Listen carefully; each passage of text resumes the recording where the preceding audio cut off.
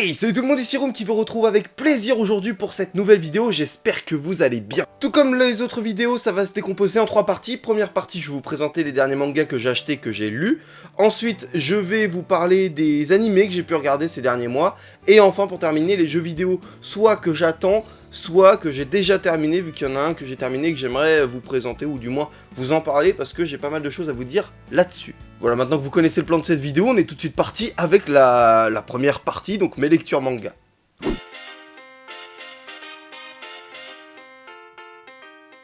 Donc pour ce premier manga, je voulais vous parler de Save Me Pity. Alors c'était un manga qui était disponible pour les 48 heures de la BD, donc vous savez, il y avait 48 heures justement où vous pouviez acheter des BD et 2 mangas en l'occurrence, qui étaient disponibles à 1€ seulement. Et donc j'ai pris Save Me Pity. Et Save Me Pity, donc déjà c'est un manga français, pour ceux qui ne le savaient pas. Et ça raconte l'histoire en fait de Pity, donc déjà on se situe dans la Grèce antique, hein, vous voyez un petit peu les références, la Pythie et tout ça. Et Pity va être frappé par une malédiction qui lui a été donnée par Apollon, il me semble, hein, si ça fait longtemps que je l'ai lu, qui en fait va faire en sorte qu'elle va pouvoir prédire plein de malheurs, mais que personne ne va la croire, personne ne pourra la croire.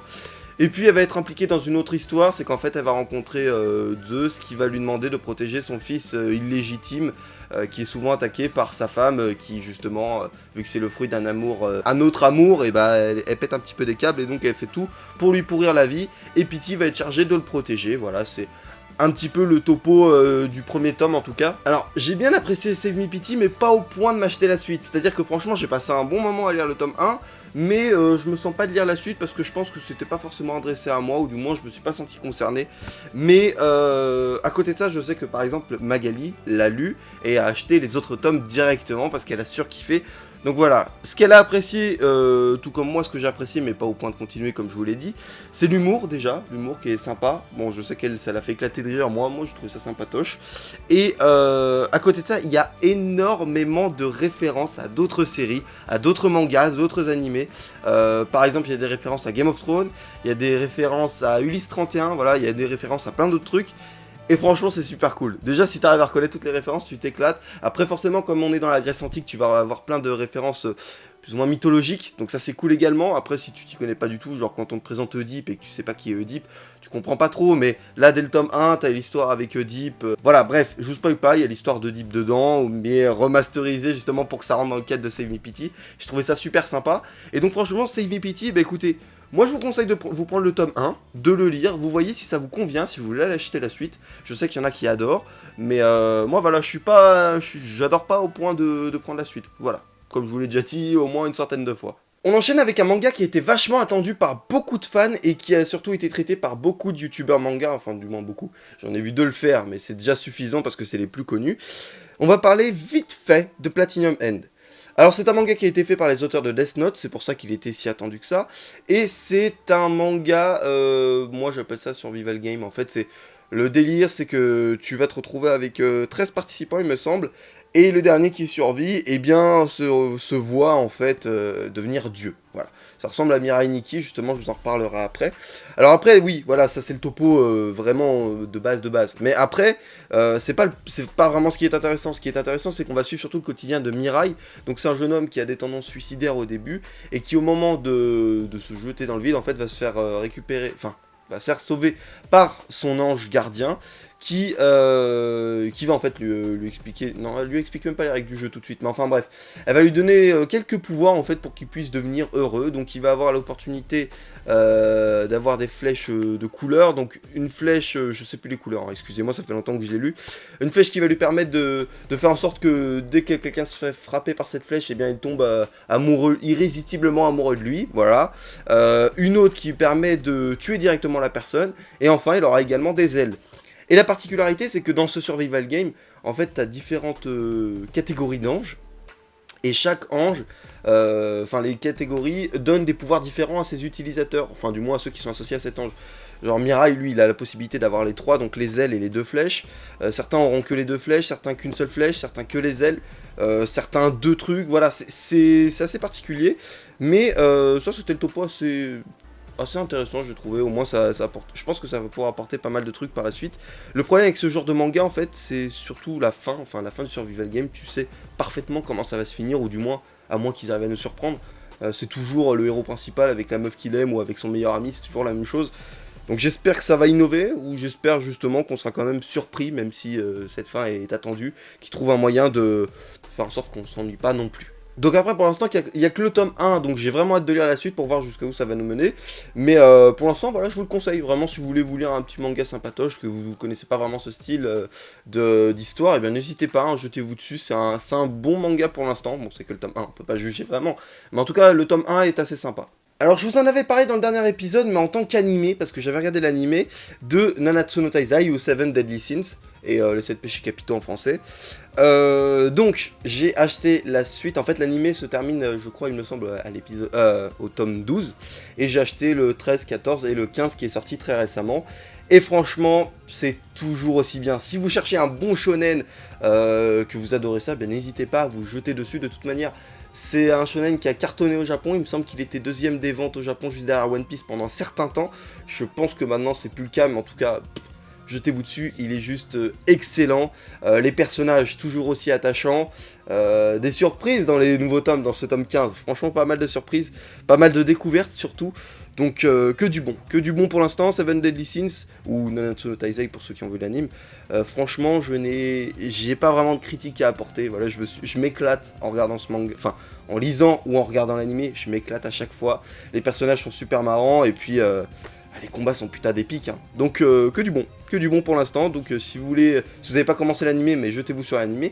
Et si vous voulez connaître la suite de l'anime parce que vous n'avez pas regardé, bah n'hésitez pas, il y a le tome 13, 14 et 15 qui sont disponibles en librairie, voilà. Puis sinon vous avez les scans évidemment, les scans qui en sont beaucoup plus loin, mais moi je préfère vraiment avoir la version papier. Donc voilà, c'est perso. Et je vous fais pas de topo, hein, parce que bon, j'en ai parlé dans le dernier épisode, et surtout je pense que c'est tellement connu que ça mérite pas de topo. D'ailleurs, la plupart des mangas que je vais vous présenter après, je veux même pas les décrire plus que ça, je vais juste vous donner vite fait mon avis, mais là on va s'attaquer qu'à des trucs connus, donc ça sert à rien de vous les décrire plus que ça. Et justement, comme je vous le dis, on attaque les mangas très connus, ou du moins qui se sont fait connaître, enfin, celui-là s'est fait connaître assez récemment, on va dire, il y a moins d'1 an, et il cartonne déjà, que ce soit en librairie, il a été numéro 1 des ventes en même pas une semaine, que ce soit en animé, ça cartonne également, et il y a le tome 3 qui est paru il y a pas très longtemps d'ailleurs, et qu'il faut que j'achète, c'est My Hero Academia. J'ai fait oublier le titre, je suis un peu à la ramasse ce matin, désolé. Donc My Hero Academia, je pense que j'ai même plus besoin de vous le présenter, c'est tellement connu aujourd'hui, ça s'est tellement fait connaître. Mais juste pour vous donner mon avis, c'est que c'est super sympa. Contrairement à beaucoup de personnes, enfin, du moins à ce que j'ai pu lire par-ci par-là, pour moi c'est pas une révolution. Hein. Vraiment, c'est pas un manga révolutionnaire, que dalle. C'est un bon shonen, c'est un bon manga, tu t'éclates en le lisant, ou en regardant l'animé. J'ai regardé un épisode de l'animé, j'ai trouvé ça super bien fait. D'ailleurs l'animation est top, donc je vous le conseille, l'animé également. D'ailleurs l'animé, il me semble, oui, vient juste de dépasser avec le dernier épisode la fin du tome 2, sauf que comme le tome 3 est déjà sorti, je pense que les bouquins en France sont en avance, mais l'animé rattrape pas mal. Donc pour l'instant, je vous conseille toujours les bouquins, mais si vous n'avez pas envie de les acheter tout simplement en librairie, vous faites pas chier, vous allez tout simplement sur internet, vous cherchez les streamings et voilà, vous faites plaisir. Mais pour l'instant, voilà, comme je vous le dis, My Hero Academia, j'ai pas relevé vraiment de points négatifs pour l'instant. C'est pas une révolution, c'est pas génialissime, mais c'est vraiment très sympa à lire. Voilà, c'est tout ce que je peux vous en dire pour l'instant. Bon, plus que 2 mangas et on s'attaque aux très connus, oui, parce que là maintenant, je veux dire, c'est sorti il y a super longtemps, j'avais pas commencé et je m'étais dit qu'il était temps, sachant qu'il y a une nouvelle édition qui est parue et c'est justement pour ça que je vous le présente. Full Metal Alchemist ou Alchemist, tout le monde prononce à sa manière, moi je préfère Alchemist parce que je trouve ça plus beau en fait. Bref, on s'en bat les steaks. Donc, Full Metal, je pense que vous connaissez tous le topo, c'est connu depuis très longtemps, ça s'est fait connaître en animé en France ou même en bouquin. Le truc que je voulais surtout vous présenter, c'est pas le topo de l'histoire, c'est surtout cette édition en fait, pour ceux qui veulent acheter les tomes tout comme moi, parce que bon, certains sont peut-être passionnés comme moi, enfin passionnés. Ils aiment bien avoir les petits bouquins comme moi, vous voyez, genre j'aime bien. Je sais pas, je préfère la version papier, je trouve ça plus cool. Et en gros, il y a cette édition qui est parue, et si vous les achetez en neuf, techniquement, ça reviendra beaucoup moins cher que si vous achetiez les 27 tomes de la première édition. Parce que ce tome 1, en fait, après les autres tomes ne regroupent que 2 tomes, mais ce tome 1 regroupe les 3 premiers tomes de la série. Et vous l'avez pour un prix beaucoup moins cher que si vous avez acheté 3 tomes directement. Donc techniquement, si vous achetez tout en neuf, si par exemple vous achetez un tome de Full Metal tous les 2 mois, tous les mois si vous voulez, Mais écoutez, ça vous reviendra beaucoup moins cher de prendre cette édition que l'édition classique avec les 27 tomes. Voilà, c'était juste un petit conseil si vous voulez prendre en neuf. Après, si vous voulez les prendre d'occasion, évidemment, cherchez sur le bon coin, vous regardez la collection complète. La plupart du temps, il n'y a jamais celle-là, je l'ai jamais trouvé sur le bon coin. Mais vous regardez sur le bon coin, vous trouvez la première édition, il y a les 27 tomes. Ça vous reviendra beaucoup moins cher que de tous les prendre en neuf. Mais bon, voilà, moi c'était pour un petit conseil, surtout que je la trouve beaucoup plus stylée cette édition que l'autre. Donc voilà. Et enfin, le plus connu, donc vous l'avez déjà compris parce que de toute manière depuis les dernières vidéos, vous avez pu voir en décor que ça commençait à se remplir ici, c'est One Piece. Je vous l'ai dit, je sais pas combien de fois, j'avais honte de pas avoir commencé, et maintenant je m'y suis totalement mis, on peut le dire, enfin du moins après j'ai pas commencé l'animé, peut-être que je vais regarder l'animé la suite si ça va plus loin que les tomes français, je suppose que ça va plus loin. Donc pour l'instant, alors je sais qu'il y a 78 tomes en France qui sont disponibles, j'en ai acheté 77, voilà, donc il m'en manque plus qu'un. J'ai fini le tome 75, j'ai pas commencé le tome 76, donc vous voyez que j'ai quand même pas mal rattrapé. Il m'en aura fallu du temps, non, quand même, pour trouver toute la collecte, parce que sachant que comme je vous le dis, je donne la petite astuce parce que justement j'ai eu un commentaire il y a pas très longtemps par rapport à ça, par rapport au manga d'occasion. Je sais que quelqu'un m'a demandé est-ce que ça vaut le coup d'acheter les mangas d'occasion dans les magasins. Moi je pense sincèrement que si tu veux te faire une grande collection complète, par exemple moi les One Piece, jamais je les aurais achetés en magasin parce que ça revient à 4 € le tome, voire 4,50 le tome. Alors que si tu vas sur Le Bon Coin, tu trouves souvent des annonces, enfin tu trouves tout le temps des annonces où les tomes sont en moyenne au prix de 2 €, 2,50 € maximum.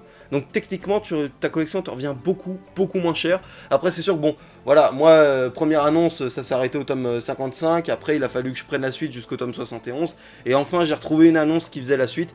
C'est assez compliqué, il va falloir chercher, mais bon c'est le kiff du truc, c'est de retrouver par toi-même les différents tomes que tu cherches. Après si forcément ta collection il te manque un tome, va dans un magasin d'occasion et va l'acheter, c'est voilà, c'est le seul conseil que je peux donner, c'est si vous voulez compléter vos collections où il vous manque un ou deux tomes par-ci par-là, vous allez au magasin où ils vendent des mangas d'occasion, sinon vous les achetez sur le bon coin, ça vaut largement plus le coup. Bref, c'était la petite parenthèse, même assez longue parenthèse par rapport à un commentaire que j'avais reçu. Et donc pour l'instant, One Piece, bah écoutez, hein, c'est comme Full Metal d'ailleurs, enfin c'est pas comme Full Metal, mais Full Metal, je vous l'ai pas dit, mais pour l'instant j'ai lu que les 3 premiers tomes, j'ai pas lu la suite là, l'équivalent jusqu'au tome 7. Mais je me suis éclaté devant Full Metal, et là, One Piece, bah écoutez, un tome 76, j'arrête pas de lire, quoi. Donc franchement, j'aime bien. Après, c'est vrai que comme j'ai un regard un peu différent de la plupart des gens qui connaissent One Piece depuis un petit peu plus longtemps. C'est-à-dire que moi, comme je suis arrivé en cours de route, bah j'ai pas la hype à chaque fois qu'un truc va sortir ou quoi que ce soit, donc forcément, j'ai un regard beaucoup plus critique que la plupart des personnes qui suivent One Piece depuis ses débuts. C'est simple, vous me mettez, je sais pas, devant Naruto. Aujourd'hui, je peux pas vous dire Naruto, il y a tant de défauts, même si, pour être objectif, je suis capable de le faire.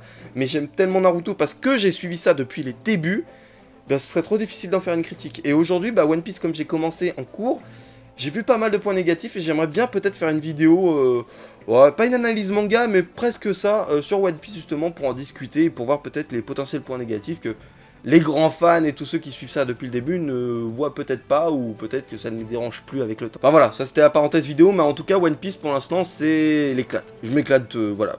Ça me paraît logique, hein, tout le monde en parlait, tout le monde, non, mais plein de gens adorent One Piece. Donc je me disais pourquoi pas moi, et finalement bah, j'ai commencé et je ne m'arrête plus. Voilà, c'était tout par rapport à mes dernières lectures manga, maintenant on attaque les animés.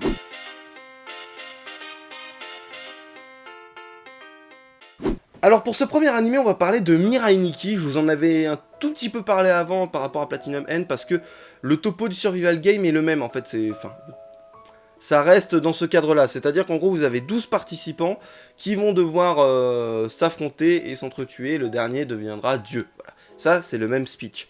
Après, c'est pas du tout traité de la même manière et c'est pas du tout les mêmes centres d'intérêt. C'est-à-dire qu'en gros, moi dans Platinum End, c'est pas vraiment qui va gagner le jeu qui m'intéresse, c'est plus de voir comment va évoluer notre personnage Mirai, que ce soit psychologiquement, est-ce qu'il va devenir heureux, est-ce qu'il va avoir beaucoup de déceptions, etc. Je veux voir comment il va évoluer, est-ce qu'il va se fortifier mentalement, alors que Mirai Nikki, bah c'est pas le même trip, parce que bon, le personnage principal, c'est une putain de chialeuse, hein, voilà, ça me fait penser à Axel World, il chiale tout le temps, mais à côté de ça, on a Yuno, qui est le personnage pour moi principal, même si bon, on peut dire que c'est le deuxième personnage principal. Tu vas te focaliser sur elle toute l'histoire, tu veux comprendre pourquoi elle est comme ça. Et j'ai trouvé ça super génial, parce que pour ceux qui ne le savent pas, sans vous spoiler, Yuno nous est présentée comme une fille, ouais, bipolaire, voire beaucoup plus que bipolaire, hein, voilà, je veux dire qu'en gros, il y a des phases où, en gros, elle va être totalement amoureuse de notre personnage principal, on ne sait pas pourquoi d'ailleurs, et elle va tout faire pour le défendre, et le truc, c'est que, bah, elle est toute mignonne, toute gentille, et puis d'un seul coup, psychopathe total, genre elle va buter des gens sans aucune pression, sans aucun remords, sans rien, voilà, vraiment... un truc super particulier, et donc tu veux comprendre pourquoi elle est comme ça, parce que forcément qu'il allait avoir une explication, et oui, il y en a une à la fin, et donc forcément, bah écoutez, Mirai Nikki, pour moi, c'était vraiment sympa, même si bon, il y a quand même pas mal de points négatifs, parce que comme je vous l'ai dit, comme tous les mangas de survival game, tu sais, enfin, à peu près tout le temps, comment ça va se terminer, ça va être personnage principal contre la meuf qu'il aime, ou contre son meilleur ami. Bon voilà, je vous spoil rien parce que dans tous les cas c'était évident, mais après c'est sûr et certain que vous n'avez pas l'explication de fin, parce que pour ceux qui ne le savent pas, en gros Mirai Nikki, c'est Akame ga Kill, la fin je vous l'avais dit, j'ai adoré parce que ça me surprend totalement, tu t'y attends pas, c'est génial et tout. Mirai Nikki, la fin est tellement tirée par les cheveux, tu peux pas t'y attendre, toutes les explications sont tirées par les cheveux. Après, alors ça c'est un point positif ou négatif, ça dépend comment t'aimes tes mangas. Mais toutes les explications, tu vas commencer à tout comprendre 3 épisodes à peu près avant la fin. Donc il y en a qui détestent ça.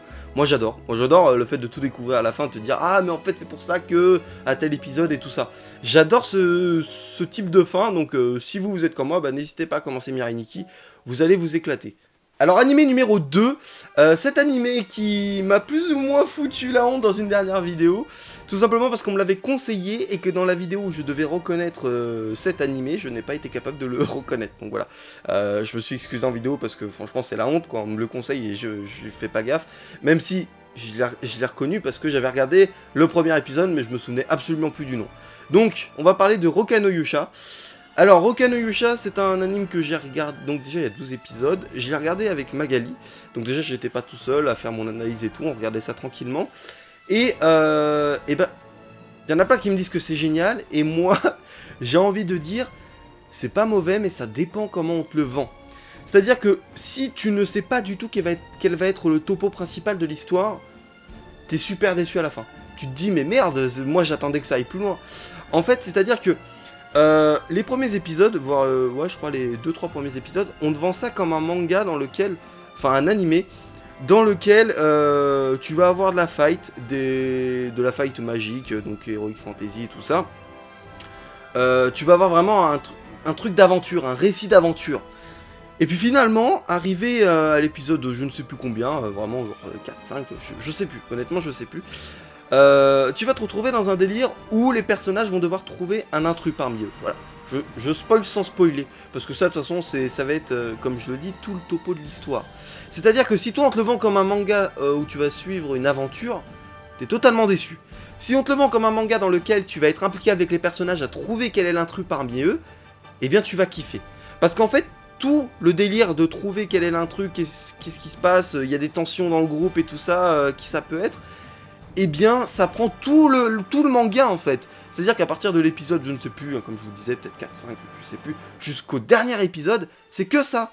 Donc toi, tu t'attendais à ce qu'ils aillent affronter le mal, l'être maléfique, tout ça, mais en fait, pas du tout, tu le vois pas, ça. Tu vas juste te focaliser là-dessus. Donc, c'était assez surprenant, parce que moi, je ne m'y attendais pas du tout. Au début, je m'attendais à ce que cette histoire d'intrus dure 2 épisodes, et qu'ensuite, ils allaient se battre. Et en fait, non, ça dure toute la série. Je suis resté sur ma fin, à la fin, justement, de l'histoire. Mais voilà, c'était justement pour ça, c'est parce que bah, j'avais pas lu le speech avant, je pense qu'il fallait s'y attendre, donc maintenant, vous le savez, si vous aimez bien ce genre de manga où vous êtes complètement plongé avec les personnages, à essayer de trouver qui est l'intrus, à spéculer sur qui peut être plus ou moins le bâtard du groupe, eh bien, c'est un manga fait pour vous. Alors maintenant, 3ème animé, très rapidement, parce que je n'ai regardé que les 3 premiers épisodes et que je n'ai pas du tout accroché, justement j'avais besoin de votre avis. Je vais parler, je vais juste évoquer God Eater. Alors God Eater, le problème que j'ai avec God Eater, c'était que déjà le speech de base, quand j'ai vu les 3 premiers épisodes, j'ai pas été super fan en fait, j'avais pas envie de continuer plus que ça. Je pourrais même plus vous le résumer parce que ça fait un moment que j'ai regardé. Mais surtout, c'est que l'animation, alors que ce soit les effets 3D, je m'en fous parce que moi les jeux vidéo, voilà, je joue beaucoup de jeux vidéo, que ce soit les adaptations de manga et tout, donc l'effet 3D ça me gêne pas de base. Et je sais pas, j'ai eu putain de mal au crâne en le regardant. Pourtant c'est bien animé, pourtant c'est fluide, mais j'ai eu mal au crâne. J'ai pas compris pourquoi, donc c'était peut-être moi, une période où j'étais fatigué, ou je sais pas, hein, peut-être. Mais en tout cas, ouais, bon, ça m'a forcé à arrêter, en plus du fait que ça ne m'intéressait pas plus que ça. Maintenant, ce que je voulais surtout savoir avec vous, c'est que comme j'ai regardé que les 3 premiers épisodes, est-ce que vous me conseillez de continuer ? Parce qu'avec les 3 premiers épisodes, on peut pas dire que vraiment je me suis fixé un véritable avis sur cet animé. Ah, je veux dire, en 3 épisodes, tu peux pas vraiment savoir ce qui se passe. J'ai que le début de l'histoire et franchement, voilà, tu commences à découvrir des personnages assez intéressants, mais comme je vous l'ai dit, j'ai pas continué. Donc, pour vous, est-ce que God Eater mérite d'être regardé ? Voilà, pour ceux qui l'ont déjà vu. Pour ceux qui l'ont pas vu, évidemment, ça sert à rien. Mais ou n'hésitez pas à le regarder si vous voulez savoir, vous. Mais voilà, moi je veux dire à partir du 3e épisode ou 4e, je sais plus exactement. Mais j'ai décroché très rapidement. Donc n'hésitez pas à me donner votre avis en commentaire, comme ça je pourrais savoir si il faut que je le continue parce que c'est une putain de bombe et qu'en fait c'est juste parce que je me suis arrêté trop tôt, ou alors est-ce que j'ai bien fait de m'arrêter tout simplement. Avant-dernier animé que j'aimerais évoquer, maintenant ça va être que des évocations d'animés, tout simplement parce que je vous les ai, enfin vous les connaissez déjà certainement, et où je vous les ai déjà présentés. Donc là je vous l'ai déjà présenté, c'est Assassination Classroom, alors je vous en avais parlé avec les tomes. Je voulais vous en parler cette fois-ci parce que la série animée se termine dans... en fait dans une semaine maintenant, parce qu'aujourd'hui je tourne la vidéo, on est le jeudi en fait, le jour où l'épisode 24 d'Assassination Classroom va être disponible de la saison 2, et l'épisode 25, donc qui sera le dernier d'Assassination Classroom, vraiment on va connaître la fin, sort jeudi prochain. Donc ça veut dire que dans une semaine, Assassination Classroom c'est terminé, on connaît la fin de l'histoire si vous regardez l'anime. Voilà, je parle à ceux qui n'ont pas regardé les scans. Donc honnêtement, je vous en parlais parce que tout simplement au début je vous avais conseillé de vous prendre les tomes, parce que voilà, moi j'aime bien les tomes étaient super sympas à lire, mais maintenant les tomes ont pris tellement de retard par rapport à l'animé que ça n'a plus aucun intérêt.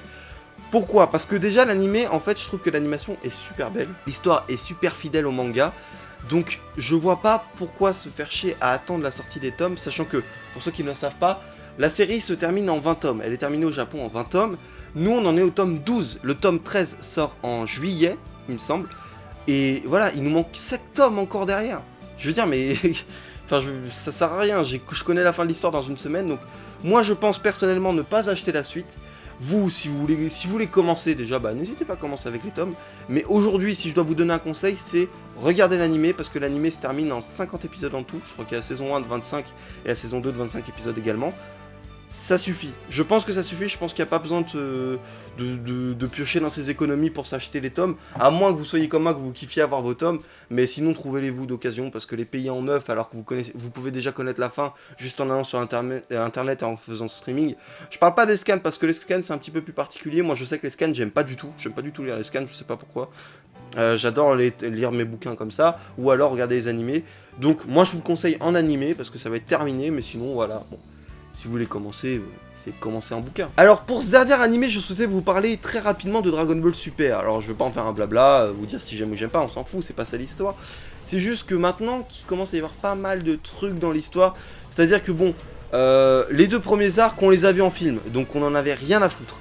Maintenant, on passe à la suite, on a eu l'arc du tournoi qui n'était pas dans les films, mais qui n'était pas top.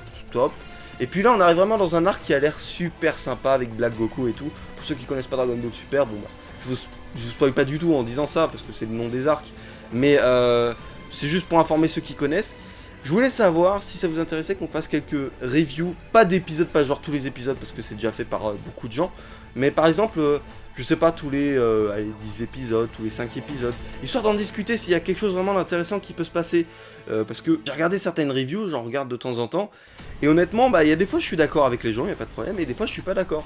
Et justement, je trouvais ça intéressant d'apporter une nouvelle vision sur des épisodes qu'on aurait pu voir, même si bon, en Dragon Ball, je m'y connais sans m'y connaître, vu que la première partie Dragon Ball, j'ai vu Dragon Ball Z, j'ai été super, mais la première partie de Dragon Ball, j'ai vu un épisode par-ci par-là, donc je m'y connais pas vraiment, mais quand même, je veux dire que J'aimerais bien donner mon avis sur Dragon Ball Super, et est-ce que vous, ça vous intéresserait de participer à ce genre d'épisode? C'est-à-dire qu'en gros, c'est simple, voilà, on se fait une petite review, je fais mes hypothèses sur la suite, on en discute dans les commentaires, et peut-être qu'un jour, bah, si ça avance bien, plutôt que d'en discuter que dans les commentaires, j'en inviterai certains parmi vous dans les vidéos, comme ça ce sera encore plus interactif, plus cool, on aurait plus d'avis en direct, parce que bon, c'est vrai qu'interagir avec les commentaires, c'est chiant à force, parce que s'il y a 100 commentaires, que tu dois répondre aux 100 commentaires, c'est un petit peu long, alors qu'il suffit juste de tout simplement vous inviter dans la conversation Skype, pas 100 personnes, mais genre en inviter 2 à chaque épisode, comme ça on discute et tout. Je pense que ça pourrait être super intéressant, donc dites-moi si ça vous intéresse de faire pas des reviews, mais des discussions autour de Dragon Ball Super, et des hypothèses qu'on pourra avoir sur le futur de l'histoire, des remarques qu'on a sur les épisodes passés, voilà. À vous de voir, dites-moi dans les commentaires, moi je kifferais faire ça, mais je veux pas me lancer dedans s'il y a personne qui souhaite participer. Et maintenant on est parti tout de suite pour la troisième et dernière partie, les jeux vidéo.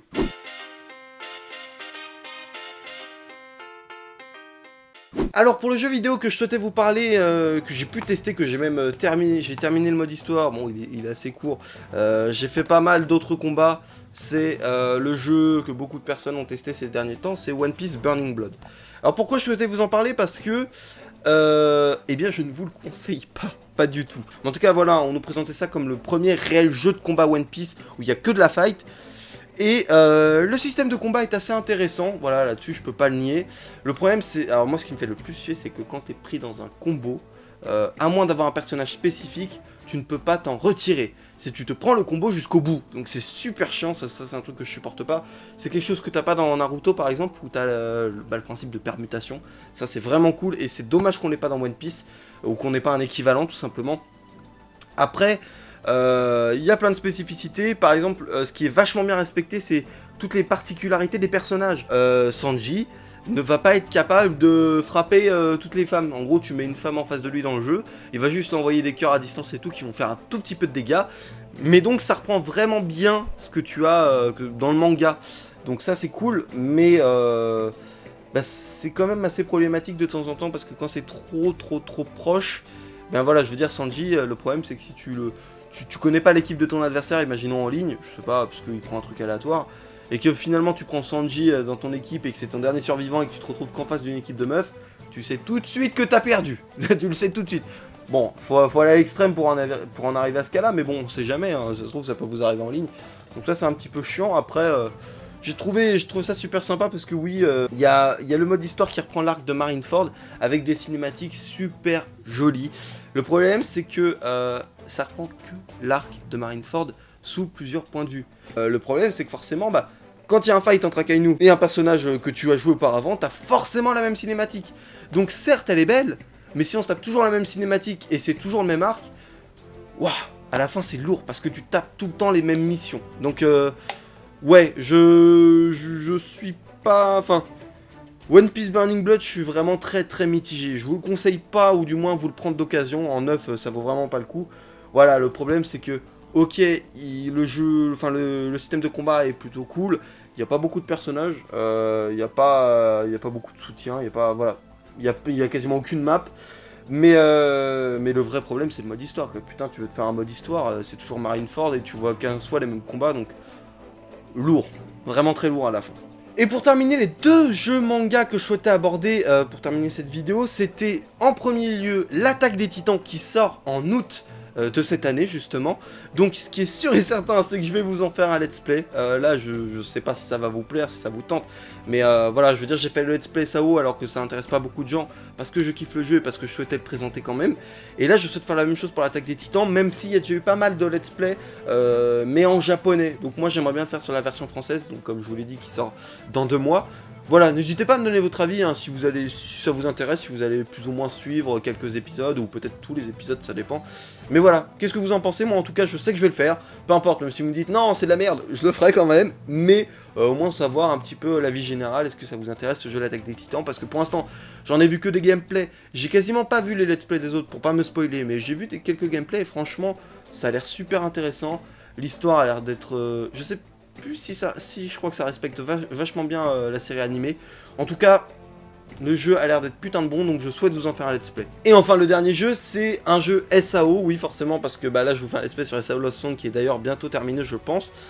Là, on va attaquer la suite, le jeu SAO Holo Realization qui sort en 2016. On n'a pas la date précise, c'est fin 2016. Donc ce qui est sûr, c'est que je vais le prendre, je vais vous en faire un let's play, et il n'y a pas le choix, c'est comme l'attaque des titans. C'est-à-dire qu'en gros, je vais finir le Song, je pense que j'aurai fini avant la sortie de Realization, et je vais vous en faire un let's play forcément pour faire la suite. Ok, il me manque Holo Fragments, parce que pour ceux qui ne le savent pas, il y a 3 jeux SAO. Holo Fragments, le premier que je n'ai pas fait, Lost Song que je suis en train de faire en ce moment même, et Realization qui va sortir, que je vais faire. Mais je compte pas faire le premier en let's play parce que ce serait un petit peu lourd et parce que ce serait pas dans l'ordre en fait, il aurait fallu que je fasse l'autre avant. Donc bon, je le ferai peut-être pour moi si j'achète un jour, mais en tout cas ce qui est sûr et certain c'est que le prochain SAO je vous le ferai en let's play, ou du moins ce qui est sûr déjà, ce sera peut-être une vidéo avis. D'ailleurs, en parlant de vidéo avis un petit peu plus précise, n'hésitez pas à me demander si vous voulez une vidéo sur One Piece Burning Blood pour que je vous montre quelques combats et qu'on puisse en discuter ensuite plus précisément. Que je vous donne un avis beaucoup plus détaillé que ce que je viens de faire là et que je vous montre en illustrant avec quelques combats. Voilà. Donc cette vidéo est terminée, j'espère qu'elle vous a plu. Si tel a été le cas, n'hésitez pas à me laisser en commentaire vos avis. Si vous avez découvert quelques séries par rapport à... Enfin, grâce à cette vidéo, n'hésitez pas également à le dire. Si vous en connaissiez déjà, parce que c'est sûr et certain que vous les connaissiez, n'hésitez pas à me donner votre avis dans les commentaires, à me dire si je dois aller continuer, si je dois m'arrêter, si ça devient chiant et tout ça. N'hésitez pas, franchement, ça me ferait super plaisir. Sur ce, je vous laisse. Prenez soin de vous, c'était Hero, mais à très vite.